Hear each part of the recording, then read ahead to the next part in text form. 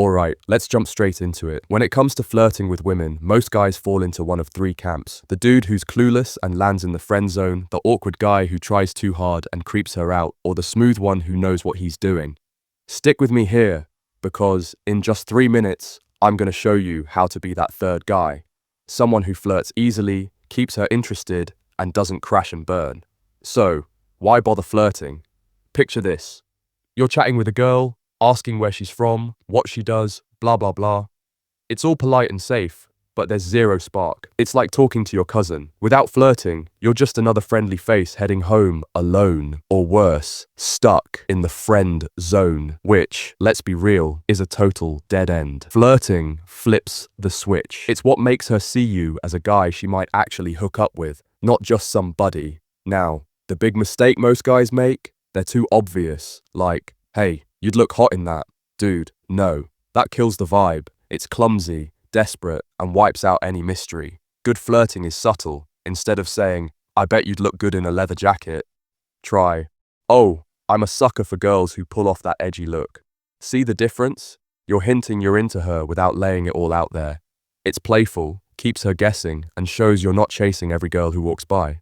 Next up, women test you, especially the hot ones. They'll toss out little jabs like, I bet you say that to everyone, or buy me a drink. Don't flop and get all defensive. Just roll with it and exaggerate. She says, you use that line on all the girls. You fire back, yeah, I've got a fan club waiting outside. She says, how many girls have you slept with? You go, today? Slow day. It's chill, confident, and keeps her on her toes. Here's a fun one. Act like she's the one chasing you. Flip the script. She mentions something random like, I'm obsessed with funky sneakers, and you smirk. Whoa, slow down, don't start picturing me drooling over you already.